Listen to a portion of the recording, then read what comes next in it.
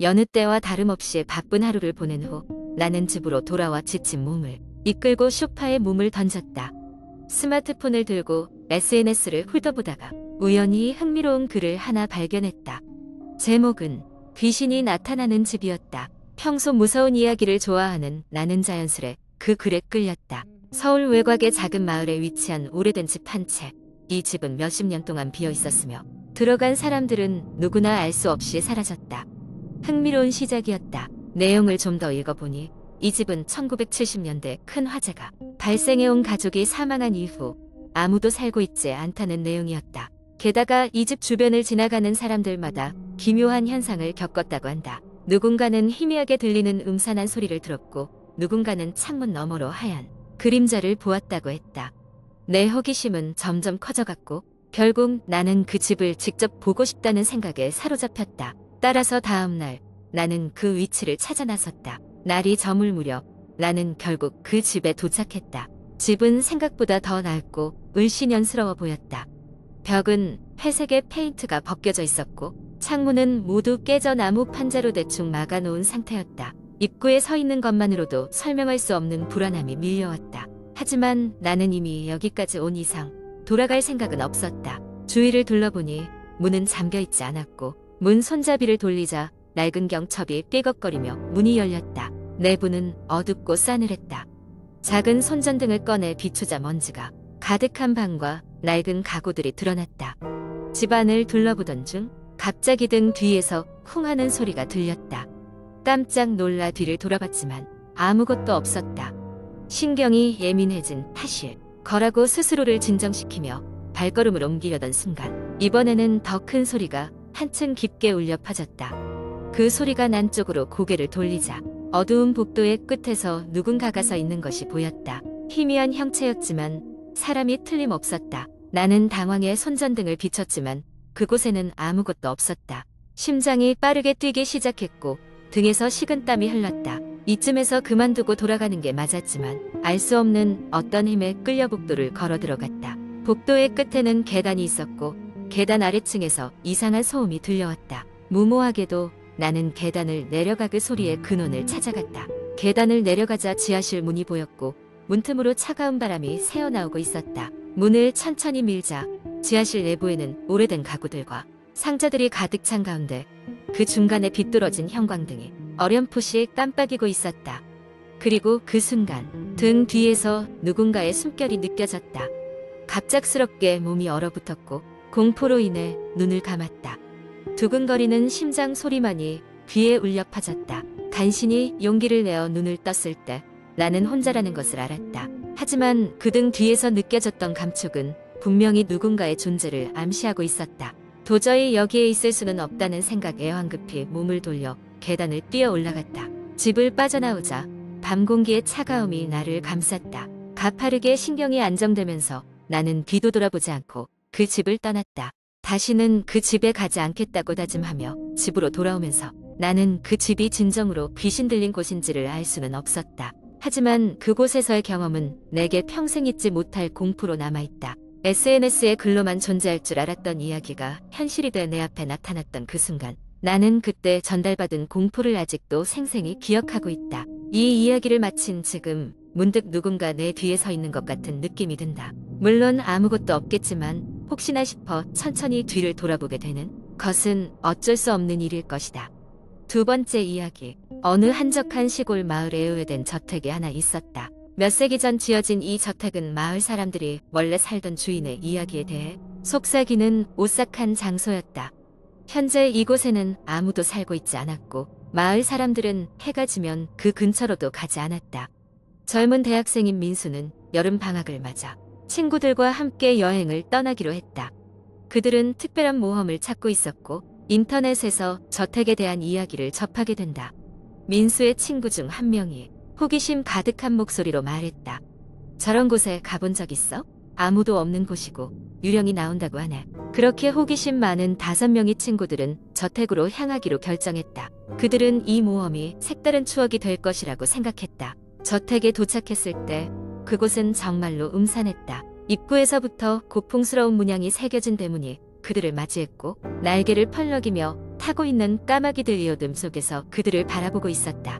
친구들은 문을 열고 안으로 들어갔다.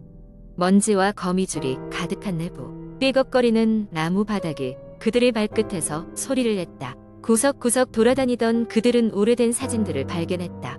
모두 흑백이었고 어느 한 가족의 모습을 담고 있었다. 사진 속 사람들은 모두 무표정했고 특히 한 소녀의 눈빛이 그들을 뚫어지게 쳐다보는 듯했다. 이 집은 진짜 무언가 있는 것 같아. 한 친구가 중얼거렸다. 밤이 되자 그들은 저택의 방 하나에서 캠핑을 하기로 했다. 불 꺼진 방 안, 그들은 손전등 하나만을 의지하며 서로의 얼굴을 비췄다. 이야기가 한창 진행되던 중 갑자기 2층에서 뭔가 떨어지는 소리가 들렸다. 그거 들었어? 민수가 속삭였다. 친구들은 조용히 고개를 끄덕였다. 그중 가장 용감한 친구가 소리를 확인하기 위해 위층으로 올라갔다. 그리고 몇 분 후 그 장소에서 아무런 소리도 들리지 않았다. 기다리다 못해 민수와 나머지 친구들도 그를 따라갔다. 2층에 올라갔을 때 그들은 친구가 마지막으로 도착한 폐쇄된 방에 문이 열려 있는 것을 발견했다. 안으로 들어가니 그 친구는 보이지 않고 방 한 중앙에는 낯선 장식품이 놓여 있었다. 그것은 오래된 시계였고 눈금을 가리키고 있는 시계바늘이 불규칙하게 움직이고 있었다. 그 순간 누군가 그들의 뒤에서 문을 쾅 닫았다. 깜짝 놀라 뒤를 돌아본 그들은 아무도 없는 빈 공간을 마주했다. 불안감이 밀려오며 곧장 문으로 달려갔으나 문은 열리지 않았다. 공포에 질려 떨며 그들은 방 안에서 서로를 바라만 봤다. 시간이 흐르고 그들은 갇힌 것 같은 방에서 서로의 이름을 부르며 답답해하던 중 문이 다시 탁 열렸다. 그리고 같은 방에 있던 그들의 친구가 걱정스러운 얼굴로 바라보고 있는 것이 보였다. 그는 아무 일도 없었다는 듯 말했다. 왜 이렇게 오래 걸렸어? 모두가 내려와 확인했으나 이상했던 것은 시계바늘이 여전히 돌아가고 있었고 다시 한번 집안을 둘러봐도 그들이 경험했던 바와 같이 그다지 특별한 흔적은 없었다. 그날 밤 저택을 떠나는 길에 그들은 그 장소를 다시 돌아보지 않기로 굳게 다짐했다. 다음 날 친구들과 작별한 민수는 가족에게 이야기를 전했고 부모님은 그저 웃으며 말했다. 어렸을 때부터 그 저택은 이상한 사건으로 가득 찬 곳이었어. 그 이후로 민수는 종종 문득문득 그날의 저택을 떠올렸지만 그렇기에 다시는 그곳으로 가지 않겠다는 생각만은 굳건했다. 그리고 그날따라 닫히던 문과 고요하던 방을 생각할 때면 마치 그 집의 누군가가 아직도 그들을 지켜보고 있는 듯한 기분이 들곤 했다. 이와 같은 이야기는 민수를 비롯한 그 친구들에 의해 인터넷에 또 다른 공포썰로 퍼져나갔고 많은 네티즌에게 오싹한 여운을 남겼다. 그리고 그 집은 여전히 그 자리에서 수많은 사람들의 호기심과 두려움을 불러일으키고 있었다. 세 번째 이야기. 한국 인터넷에는 수많은 공포썰이 돌아다니며 그중 가장 유명한 이야기를 한번 풀어보겠습니다. 이 이야기는 어느 한적한 시골 마을에서 시작됩니다. 어느 조용한 가을밤 대학생인 민수는 할머니 댁을 방문하고 있었다. 할머니는 시골에 혼자 살고 있었고 민수는 대학 생활 중 스트레스를 풀 겸 할머니를 도와드리기 위해 찾아온 것이다. 할머니 댁은 오래된 한옥으로 주변에는 들판과 숲이 어우러져 있었다. 민수는 도시에만 살다가 이런 시골 곳곳을 걸으며 새로운 풍경을 즐기고 있었다. 도착한 첫날, 민수는 할머니가 차려주신 따뜻한 저녁 식사를 하고 나서 마당의 작은 정자에 앉아 밤하늘을 바라보고 있었다. 하지만 어딘가 알 수 없는 불안한 느낌이 들기 시작했다. 바람이 불고 낙엽이 흔들리는 소리에 섞여 어디선가 흐느끼는 듯한 소리가 들렸다. 민수는 그저 바람 소리라 생각하며 대수롭지 않게 넘겼지만 왠지 모르게 몸이 떨려왔다. 그날 밤 민수는 잠자리에 들었지만 이상한 꿈을 꾸었다. 꿈 속에서 그는 숲을 걷고 있었고 누군가의 그림자 같은 존재가 그를 계속 따라오는 듯했다. 민수는 발걸음을 빠르게 했지만 그림자는 점점 더 가까워졌다. 결국 그 그림자가 민수에게 다가와 악몽에서 깨어났을 때 시간은 새벽 2시를 가리키고 있었다. 뭔가 의아한 마음에 민수는 물을 한 잔 마신 후 다시 잠을 청했다. 다음 날 아침 민수는 할머니께 어젯밤 있었던 꿈 이야기를 털어놓았다. 그러자 할머니는 약간 심각한 표정으로 말씀하셨다. 원래 이 근방숲에는 옛날에 어떤 여인의 한이 서려 있어서 사람들이 함부로 들어가지 않는 곳이라네. 자네 꿈속 그 여인이 그 여인일지도 모르지. 민수는 그런 전설 같은 이야기들을 믿지 않았지만 어쩐지 소름이 돋았다. 민수는 그날 저녁에 한적한 시골길을 산책하면서 그 숲을 한 번 더 둘러보기로 했다. 숲에 다다랐을 때 해가 서서히 지고 있었고 숲 속은 짙은 어둠에 잠기기 시작했다. 이내 어딘가 흐릿한 형체가 나무 사이로 보인 것 같은 착각이 들었다. 무거운 발걸음으로 나무 사이를 헤치며 깊이 들어갈수록 주위는 적막해졌다. 그때 갑자기 뒤에서 누군가 도와줘라는 작은 목소리가 들렸다. 뒤를 돌아보자 아무도 없었다. 착각인가 싶어 다시 걸음을 옮기려던 순간 이번에는 더 가까운 곳에서 제발 나 좀 도와줘 라는 음성이 더 크게 울렸다.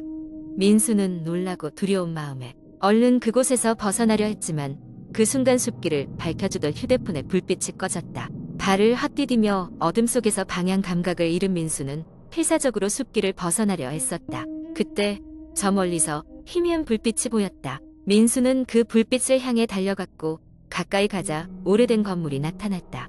그 건물의 창문에는 작은 등불이 켜져 있었다.